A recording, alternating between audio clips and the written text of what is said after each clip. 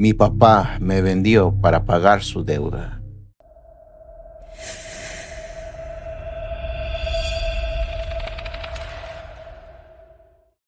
Buenas noches a todos. Quiero agradecerles por seguir aquí y también ofrecer una disculpa por la demora en subir nuevos videos. Mi trabajo fuera del canal ha estado absorbiendo gran parte de mi tiempo, pero no he dejado de pensar en ustedes ni en las historias que tengo pendientes. He tomado la decisión de tratar cada relato que me envían como si fuera el capítulo de un libro. Al momento de redactarlas, quiero darles la atención, el detalle y la profundidad que merecen, para que cada historia no solo se escuche, sino se sienta.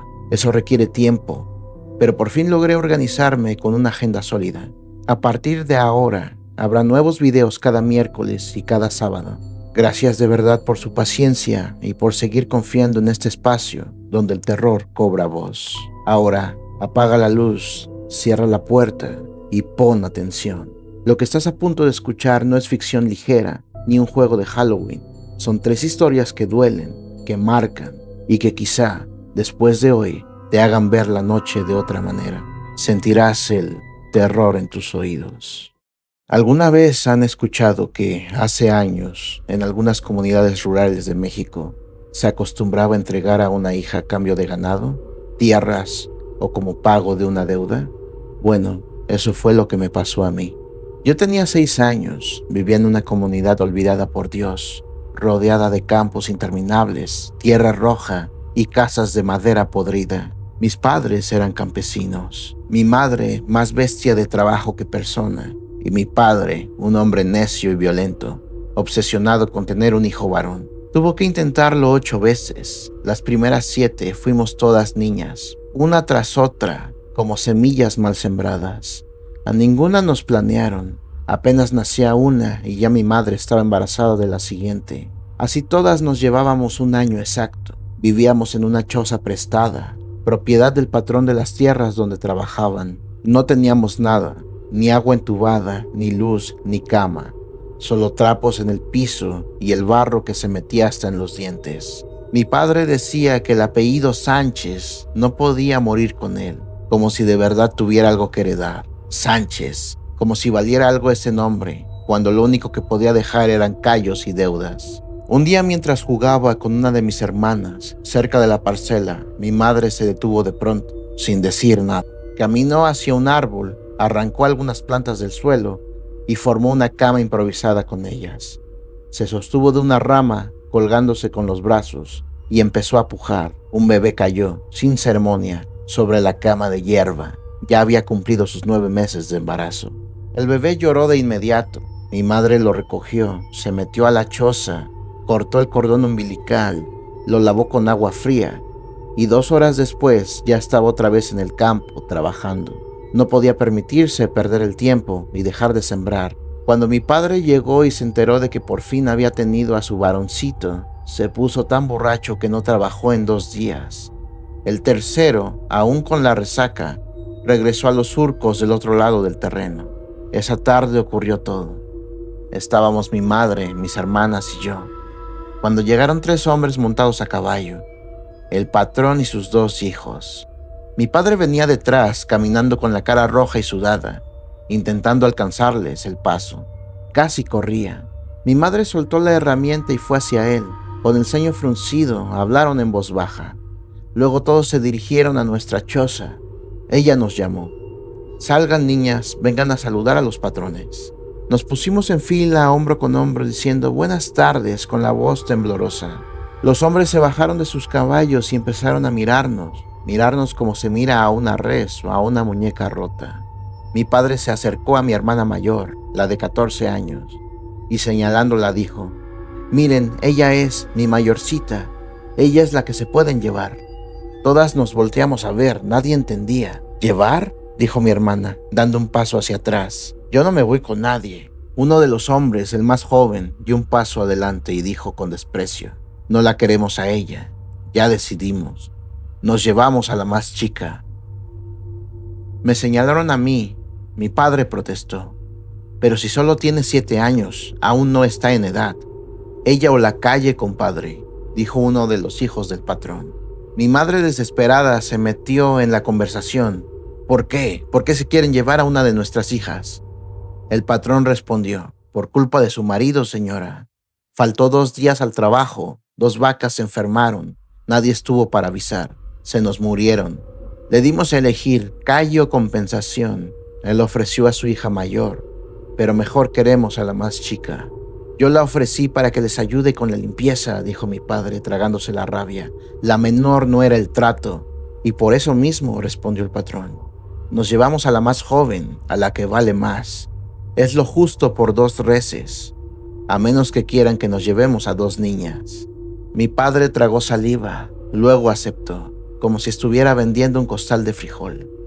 Está bien, llévense a la menor, pero como usted dice, es la que vale más. Le cambio el trato, al menos cada semana, mándenos carne. Hecho, dijo el patrón. Todo pasó muy rápido, mis hermanas empezaron a llorar. Yo grité, me resistí, intenté correr, pero mi padre me agarró de las trenzas y me susurró al oído. Vivirás mejor que aquí, hija. Hazlo por tus hermanas, por el bebé. Lloraba tan fuerte que los pájaros en los árboles dejaron de cantar. Uno de los hombres me cargó con una sola mano y me subió al caballo. Desde ahí vi cómo mi madre se arrodillaba en el barro, llorando y estirando los brazos hacia mí. Y así me llevaron. El camino a la hacienda fue largo, pero yo no recuerdo casi nada. El llanto me nublaba la vista, me ardían los ojos, la garganta, el alma. Solo sé que íbamos por veredas de tierra y que el hombre que me había cargado me tenía sentada atrás de él, en el caballo. Tenía la espalda ancha y olía a sudor seco y cuero viejo. «Regrésenme con mi mamá, por favor», le supliqué, apenas audiblemente. Él giró la cabeza. Pensé que iba a decir algo, que iba a compadecerse, pero no. Solo me dio una bofetada. No fue una palmada, fue una bofetada de adulto, tirándome del caballo. Caí de espaldas, se me fue el aire y luego todo se volvió negro. Cuando desperté estaba acostada sobre paja húmeda. Olía a mierda y a orines de animal. Al principio pensé que había perdido la vista, pero no. Lo que pasaba es que ahí dentro no había más que tinieblas. Grité, lloré tan fuerte que los animales comenzaron a inquietarse. Unos minutos después alguien entró.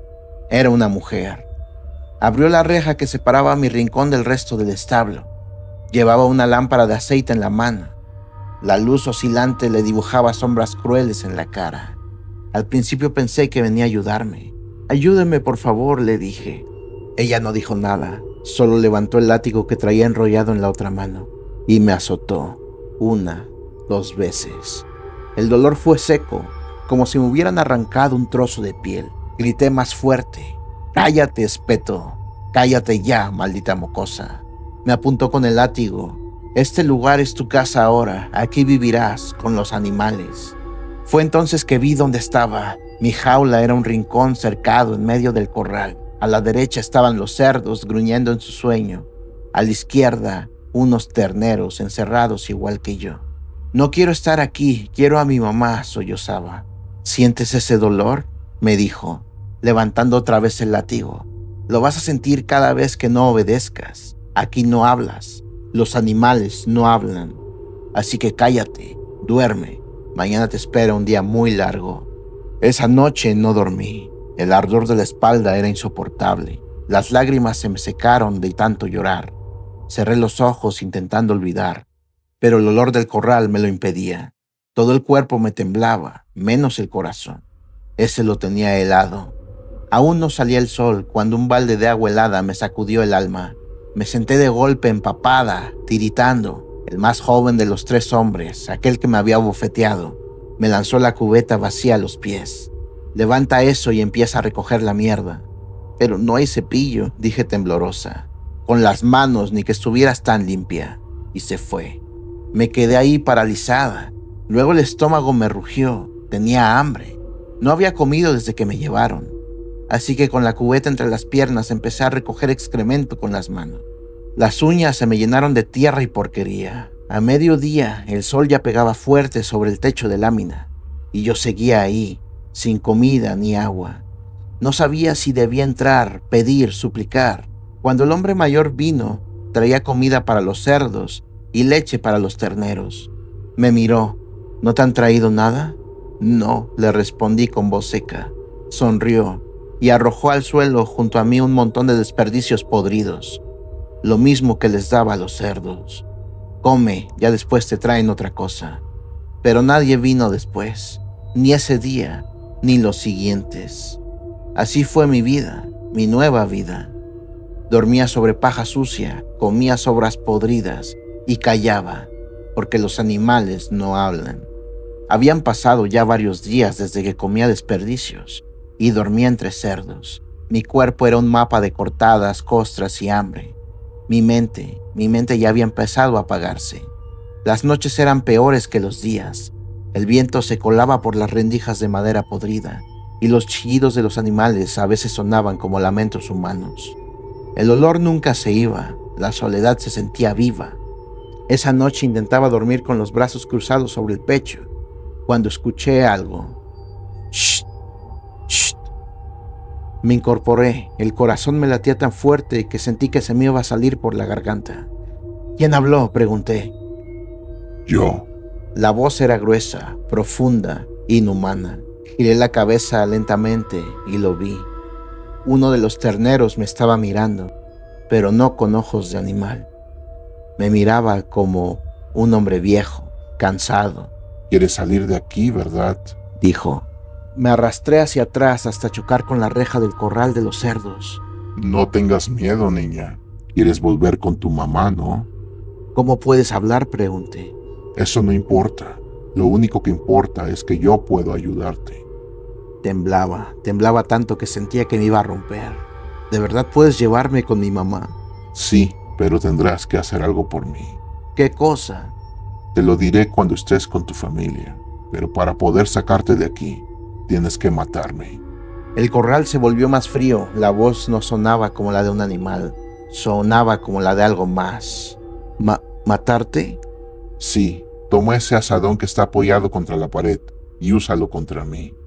Lo miré, estaba ahí, un asadón viejo, oxidado, como si siempre hubiera estado ahí y yo nunca lo hubiera notado. No puedo, susurré. Claro que puedes, solo levántalo. Yo me acostaré, así será más fácil. El ternero se echó sobre la paja. No quería hacerlo, pero tampoco quería seguir viviendo así. ¿Y si esto era un sueño? No importaba, ¿verdad?, me pregunté a mí misma. Agarré el asadón con ambas manos. Era más pesado de lo que imaginaba. Lo levanté como pude. Ahora, dijo. Lo dejé caer, un golpe seco. La hoja no lo cortó, solo lo hirió. El ternero bufó sangre por la boca. Lo volví a hacer 3, 4 veces, hasta que su cuello quedó abierto, hasta que dejó de moverse. Solté el asadón, me caí de rodillas. ¿Qué acabo de hacer? El terror se me metió en la sangre. Pensé que al amanecer me matarían por haber matado un ternero. Pensé que ya no había salida, que mi libertad se había transformado en una condena más. Entonces se me ocurrió una idea. Los cerdos. Con todo mi miedo arrastré el cuerpo del ternero hasta su corral. Lo empujé entre los barrotes por el hueco que usaban para la comida. Los animales comenzaron a gruñir y a despedazarlo, como si llevaran días esperando esa carne. Me senté en la paja, con el rostro entre las rodillas, llorando. Deja de llorar, aún no terminamos. La voz volvió, pero esta vez no salió de ningún animal. Salió de dentro de mi cabeza. Me congelé. Mira hacia la puerta, ordenó la voz. Miré. La puerta del granero estaba entreabierta. ¿Cuándo se abrió?, murmuré. No importa. Sal, tu madre está esperándote. No sé volver. No sé a dónde está mi casa. Yo nunca dije que te llevaría a tu casa. Te dije que te llevaría con tu familia. Me acerqué a la puerta con pasos torpes. El aire afuera olía distinto, a pino, a humedad, a monte. Y ahí, a lo lejos, a unos 200 metros, había una cabaña que antes no estaba ahí, que no vi cuando llegué aquí ni en los días consiguientes. Corre, ve con ellas, me dijo la voz. Y corrí como si la vida me regresara al cuerpo con cada zancada. Volté hacia atrás y el granero y toda la propiedad de esas personas había desaparecido. No me importó y seguí. Toqué la puerta, me abrió mi hermana mayor. ¿Cómo llegaste aquí?, me preguntó, y me abrazó. Quiero ver a mamá, dije entre lágrimas. Ella llamó a las demás. Mi madre y mis hermanas me abrazaron como si me hubieran parido de nuevo.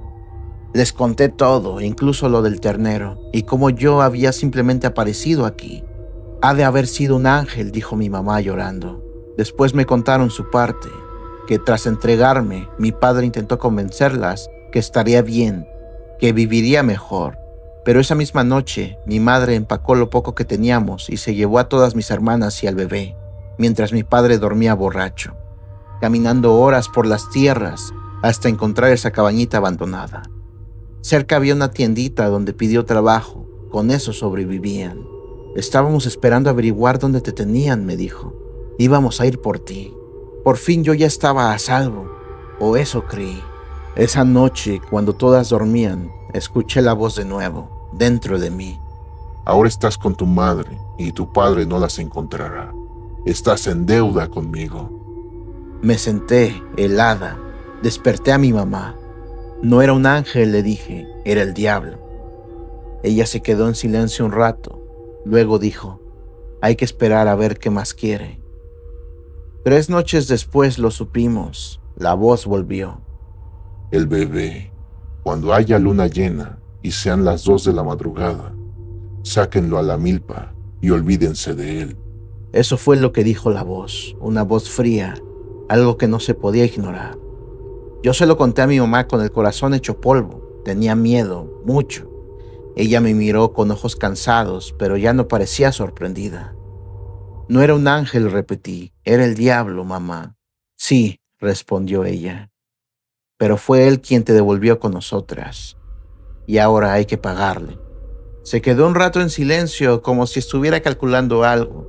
Luego nos llamó a todas, a mis hermanas, una por una. Nos sentó alrededor del fuego en el suelo, sobre los mismos trapos con los que forrábamos las tablas para no sentir el frío de la tierra.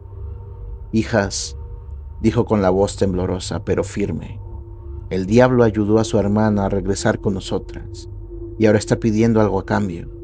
Está pidiendo al bebé. Hubo un silencio que duró siglos. ¿Lo vas a entregar?, preguntó mi hermana mayor. Sí, respondió mi madre. A ustedes las amo, las parí con mis propias manos. He vivido por ustedes, pero a él apenas lo conozco. Él existe solo porque su padre se empeñó en tener un varón, por su necedad. ¿Qué herencia podría dejar un hombre como él, que no tiene ni tierras ni apellido digno? Ninguna de nosotras respondió, y lo peor es que todas lo entendíamos. Todas estaban cansadas de turnarse para cuidarlo, mientras mamá trabajaba. Todas estaban hartas de oírlo llorar, mientras no había leche, ni pañales, ni brazos suficientes. Nadie lo dijo, pero todas, de algún modo oscuro, estuvimos de acuerdo. Pasaron varios días, esperamos, observamos el cielo cada noche, hasta que llegó la luna llena.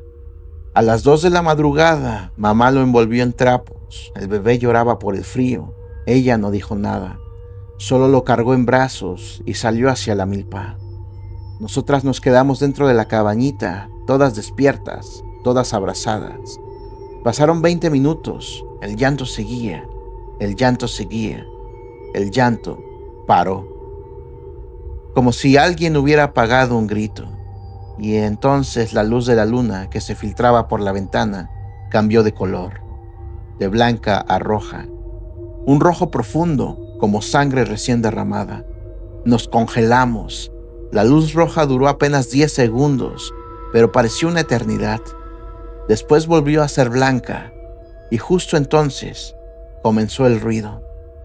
Afuera se escucharon cosas caer, golpes secos, arrastres, como si hubiera muchas cosas pesadas afuera. Esperamos hasta que el sol comenzó a asomarse por las rendijas.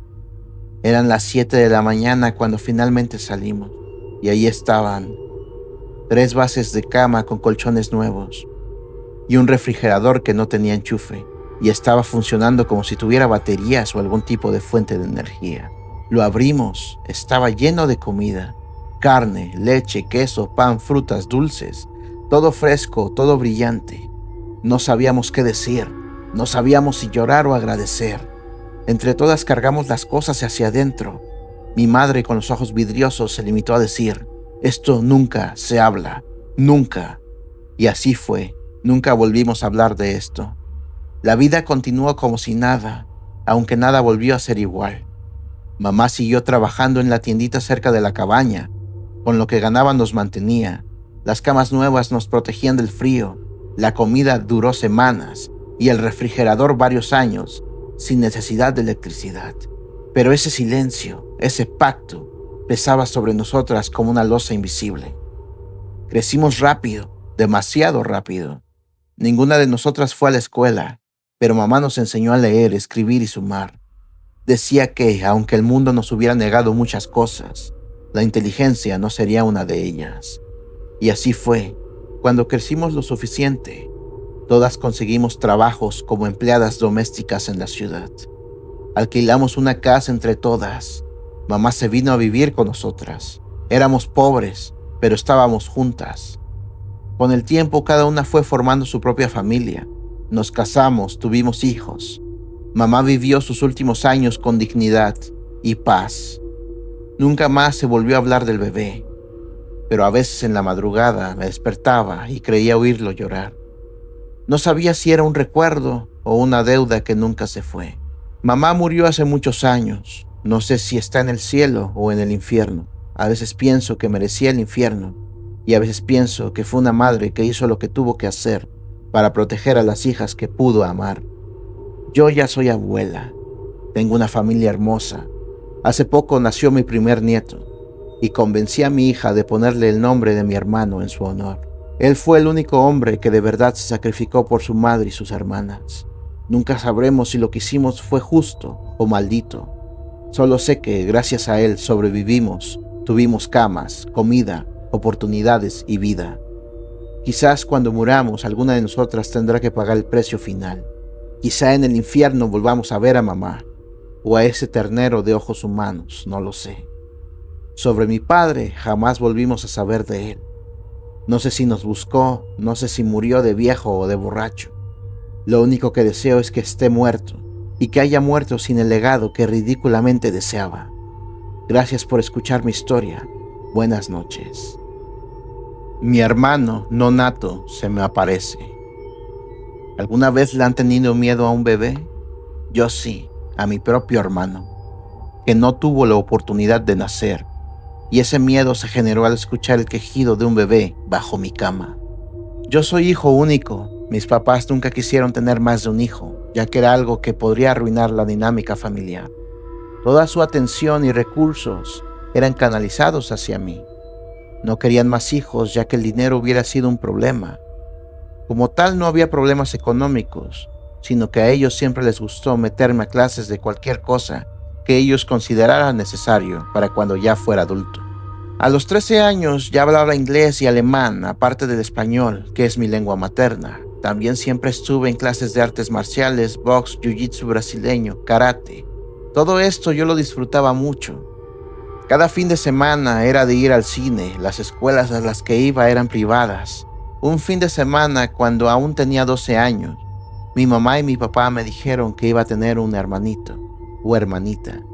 Se acababan de enterar que mi mamá había quedado embarazada. Ya de adulto supe que mi mamá quedó embarazada debido a que su DIU falló. La noticia me dio gusto. Al fin tendría con quién jugar y enseñarle mis gustos, tanto en música como en caricaturas y programas. Durante 6 meses todo estuvo bien. Mi mamá se cuidaba mucho y mi papá no le permitía casi ni levantarse de la cama. Apenas la veía que quería hacer un poco de limpieza en la casa y él le decía que se fuera a recostar, que él lo haría. Todo esto cambió una noche, justo una semana después de que cumplí 13 años. Desperté escuchando mucho ruido en la casa. Se escuchaban pasos correr y las voces de mis papás preocupados, pero no alcanzaba a distinguir qué era lo que decían. Salí del cuarto. Mi papá venía subiendo las escaleras muy rápido. «Hijo, te vas a quedar solo un rato. Voy a llevar a tu mamá al hospital», me dijo apresurado. Escuché los quejidos de mi mamá. Ella venía caminando sosteniéndose de la pared y quejándose del dolor, mientras la entrepierna de su pijama se manchaba de rojo. «Mi amor, te dije que te quedaras en cama mientras subía las cosas al coche», dijo mi papá. «¿Qué pasa?», pregunté con miedo. «Nada, hijo. Vamos a ir al doctor, tu mamá no se siente bien. Ok, respondí titubeando. Mientras mi mamá seguía quejándose del dolor, mi papá levantó a mi mamá en sus brazos y bajó las escaleras con ella muy rápido. Salió hacia el patio dejando la puerta abierta. Yo bajé para cerrarla, pero mi papá solo subió a mi mamá al coche y regresó para cerrarla también. Nos topamos. Ya volvemos, hijo. Pórtate bien y al rato desayunas algo. Está bien, papá, respondí. Cerró la puerta y segundos después se escuchó el coche irse. Yo estaba preocupado y no sabía qué hacer. Solo me quedé en la sala viendo televisión. Vi el reloj y eran las 4:47 de la madrugada. No supe en qué momento me quedé dormido en la sala. Desperté a las 8:30 de la mañana. Y ellos aún no llegaban. Hoy ya no fui a la escuela, pensé. Terminaron llegando hasta las 6 de la tarde, muy tristes y callados. Yo ahí supe que algo malo había pasado. Mi mamá había tenido un aborto espontáneo y un legrado. Ella y mi papá estuvieron varias semanas muy tristes, casi no hablaban. Y de hecho, se acabaron las salidas cada fin de semana. Atención casi no me prestaban. Antes de ese suceso, mi mamá y mi papá cocinaban juntos. Ahora apenas si comían galletas o frituras de la tienda. Yo tenía que cocinarme diario y prepararme mi almuerzo para ir a la escuela. Mi papá me dijo que si podía irme por un tiempo solo a la escuela en mi bicicleta. Yo entendía su dolor, pero ellos no entendían que yo también estaba sufriendo y que aparte me estaban quitando atención, lo cual me hacía sentir todavía peor. Duraron de esta manera varias, de hecho muchas semanas, tanto que yo me sentí cada vez peor y empecé a maldecir a mi hermano nonato. Le reclamaba diciendo que por su culpa a mí ya no me querían, deseando que se haya ido al infierno, diciéndole que no merecía vivir y que por eso se había muerto. Diario lo hacía, diario lo maldecía. Cada vez que me sentía ignorado, me encerraba en mi cuarto a llorar y maldecir. Una noche yo estaba dormido y empecé a escuchar el ruido de un bebé. No era un llanto, sino como gemidos que venían de debajo de mi cama. Me senté en mi cama con miedo, escuchaba como algo se arrastraba y de repente en la oscuridad vi como algo muy pequeño, una silueta, se arrastró de manera muy rápida de debajo de mi cama hacia la silla de mi escritorio. Girándola, el respaldo de la silla tapaba lo que estaba ahí. Quise gritar pero no pude. La silla se empezó a girar lentamente y lo que había ahí era un bebé lleno de sangre y viscosidad. Apenas alcanzaba a reconocerlo por las luces de mi computadora. Del miedo me tapé con mi cobija y sentí como esa cosa dio un salto de mi silla a mi cama. En el momento que sentía el peso de eso en la cama, salí disparado de ella, gritando. Corrí hacia la puerta y esa cosa venía detrás de mí corriendo con sus piernitas por el piso. Apenas alcancé a abrir la puerta y fui gritando al cuarto de mis papás. Entré llorando y gritando. Los desperté. ¿Qué pasa, hijo?, me preguntó mi papá asustado mientras yo me subí a la cama con ellos. El bebé se me apareció.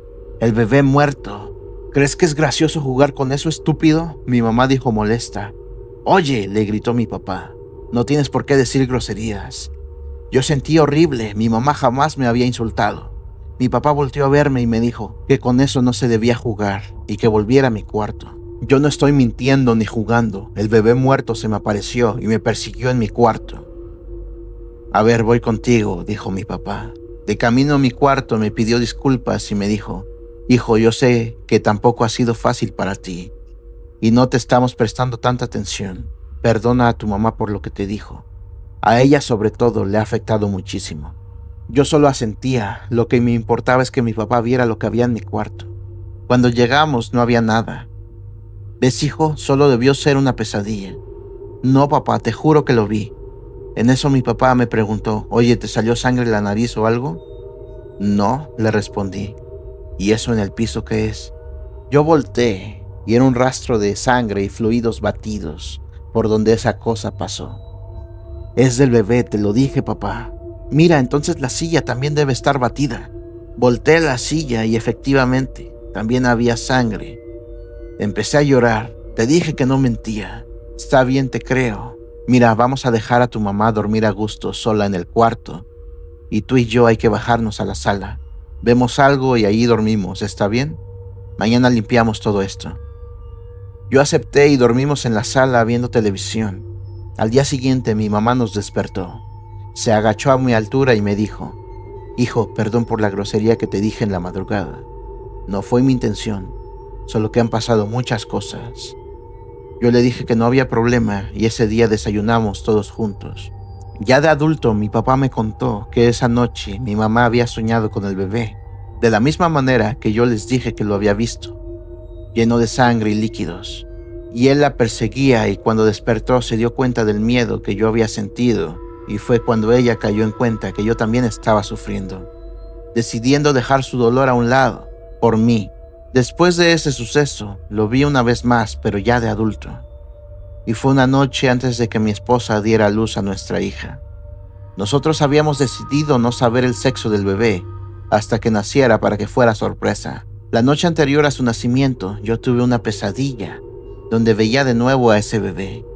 Esta vez no lo vi en la realidad, solo en el sueño. Pero fue una pesadilla muy vívida. Estaba durmiendo junto a mi esposa y ella empezaba a quejarse de dolores de parto. Despertaba gritando de una manera muy horrible. Y el bebé, el mismo bebé que vi cuando era niño, estaba abriéndose camino por su estómago, abriéndola y rasgando. En ese mismo momento desperté, sudando y en pánico. Ella también despertó preguntándome si estaba bien. Solo le dije que sí, y que volviéramos a dormir. Al día siguiente su fuente se rompió y entró en labor de parto, dando a luz a una hermosa niña. Ya han pasado 5 años desde ese sueño, y jamás ha vuelto a pasar algo parecido. Ese último sueño nunca se lo conté a nadie hasta ahora. Muchas gracias por escuchar mi historia y buenas noches. Mi esposa murió ahogada y cada vez que entro al agua la veo. Hace 6 años ocurrió el accidente. Fue en nuestra ciudad, durante una tormenta brutal. Las calles se habían convertido en canales y el cielo se deshacía en aguaceros que golpeaban como piedras. Ese día volvíamos a casa. Ella me pidió que evitáramos el paso subterráneo, que tomáramos el camino de arriba, por calles más lentas pero seguras. Yo no quise, pensé que nos tardaríamos más. Ambos caminos estaban llenos de autos, pero el puente de arriba peor, así que bajamos. Cuando llegamos a la parte más baja del túnel, el agua ya comenzaba a acumularse con rapidez. Ella me suplicó que saliéramos del auto como las otras personas, pero yo me negaba. «No voy a dejar el coche aquí», le dije. «Entonces me voy yo», respondió. Sabía que si lo hacía yo la seguiría. Así que abrió la puerta, dejando que el agua sucia entrara a la cabina. Le llegaba a la cintura, estábamos en desnivel y la corriente ya tenía fuerza. Me convenció finalmente y acordamos reunirnos detrás del auto. Fue entonces cuando vi venir el Chevy. Flotaba arrastrado por la corriente. Giraba lentamente como un objeto sin alma. Cuando quise alcanzarla era tarde. El auto golpeó a mi esposa y la aplastó contra la parte trasera del nuestro. Gritó. Grité yo también. Intenté empujar el Chevy, pero la corriente lo empujaba con más fuerza. La presionaba más y más. El agua turbia, café, empezó a teñirse de rojo. Ella gritaba, me pedía ayuda y luego dejó de hacerlo. Los rescatistas llegaron pronto, pero no lo suficiente. Mi esposa había muerto por mi culpa. Desde entonces no puedo acercarme a un cuerpo de agua, no a una alberca, no a una playa, no a un río, ni siquiera a una calle inundada, porque cuando el agua me cubre, ella está ahí. Un año después, mi hermano mayor me invitó a la playa. Dijo que me haría bien, que debía soltar el pasado, que la culpa no me la iba a devolver. Me ofreció pagar el viaje, el hotel, todo, con tal de que lo acompañara junto a su esposa y a sus hijos. Acepté, no porque quisiera, sino porque ya no sabía qué más hacer con mi vida. Ya en el hotel no soporté verlos juntos, familia perfecta, amor, hijos, todo lo que yo arruiné. Así que me quedé en el todo incluido, bebiendo. Me aferré al alcohol como si fuera un bote salvavidas. Cerca de las 4 de la tarde, borracho, me metí a la alberca. Nadaba despacio, con la cara sumergida, los ojos cerrados, fingiendo que ella estaba ahí conmigo, que todo había sido un mal sueño. La piscina se fue vaciando.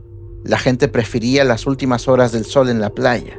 Yo me quedé solo. Nadé largo rato, el cloro me cosía los ojos, iba de extremo a extremo con la cara bajo el agua. En uno de esos recorridos vi una silueta acercándose hacia mí. Pensé que era otra persona nadando. Me detuve en medio de la piscina, me puse de pie y no había nadie. Miré alrededor y todo estaba en silencio. Solo existía el sonido del agua. Volví al borde, confundido, a buscar mi trago, pero antes de llegar, algo me sujetó de la pierna desde abajo. Me giré bruscamente y no había nada, solo el agua moviéndose.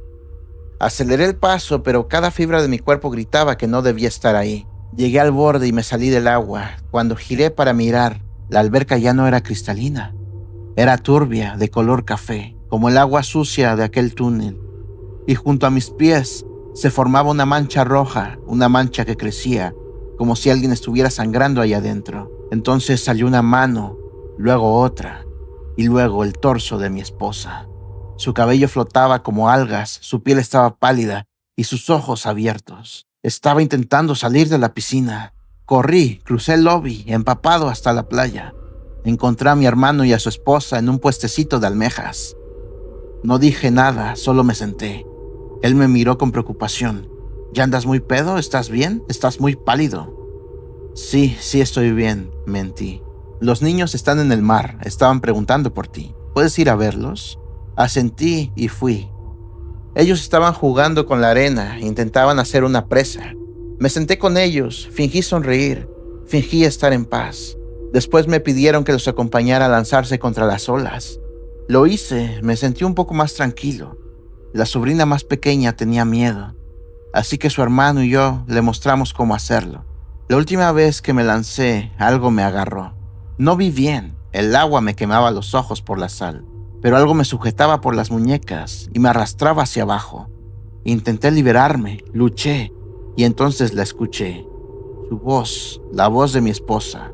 Ahora tú morirás por mi causa, amor. Abrí la boca, grité bajo el agua. Sentí como algo más me sujetaba del torso con fuerza, como si alguien me sacaba mientras otra cosa me arrastraba. Y luego oscuridad. Desperté en la arena, un salvavidas me hacía reanimación. Los niños estaban asustados, dijeron que me había hundido de golpe, que el agua se movía raro, que parecía que yo luchaba con alguien. No me metí al agua los siguientes 3 días, pero el problema no terminó ahí. Donde vivo, ciertas calles se inundan en temporada de lluvias, algunas llegan hasta la cintura. Desde el accidente nunca me atrevo a cruzarlas, pero hace poco, durante una tormenta, quedé atrapado en un pequeño centro comercial. Necesitaba regresar a casa, llovía sin parar, y el nivel del agua subía. Era de noche, las calles estaban vacías. Me arremangué los pantalones y comencé a caminar por el agua. Cuando estaba por llegar a mi casa, vi burbujas saliendo del agua frente a mí. Y entonces emergió su rostro, solo su rostro. El agua cubría desde su nariz hacia abajo. Su piel estaba negra, podrida, pero sus ojos intactos y vivos. Me detuve temblando. Mi amor, le dije, perdóname, fue mi culpa. No merecías eso. Yo soy quien debía morir. Ella no respondió, solo me miraba inmóvil sin parpadear. Si me quieres llevar, hazlo. Ya no tiene sentido sin ti. No me fui contigo hace 5 años en la playa porque en ese momento no lo entendía. Pero ahora lo entiendo. Llévame. Ella negó con la cabeza y se apartó. La vi sumergirse. Luego apareció unos metros más adelante. La misma postura, solo su rostro flotando. Caminé hacia ella y volvió a sumergirse. Apareció otra vez aún más cerca de mi casa. Así me siguió en silencio, emergiendo y hundiéndose, como guiándome. Cuando llegué al frente de mi casa, sacó la boca del agua y habló. Y ve con lo que hiciste. Y desapareció. Desde entonces no la he vuelto a ver. La culpa sigue viva. Se ha convertido en mi sombra. Y a veces pienso que sería mejor irme, pero no tengo el valor. Por eso quería que ella me llevara. Porque yo no puedo. Solo escribo esto para sacar algo de todo este peso. Gracias por escucharme. Adiós. Muchas gracias por acompañarme en otro estremecedor episodio, aquí en Terror en tus oídos. Si estas historias te atraparon, no olvides suscribirte, dejar tu like y compartir el video con alguien que disfrute del terror tanto como tú. Tus comentarios son importantes Cuéntame qué te parecieron las historias y qué te gustaría escuchar en los próximos episodios. Recuerda activar la campanita para que YouTube te avise cada que subamos un nuevo caso real o relato inquietante. Yo soy Belkan y sentiste el terror en tus oídos.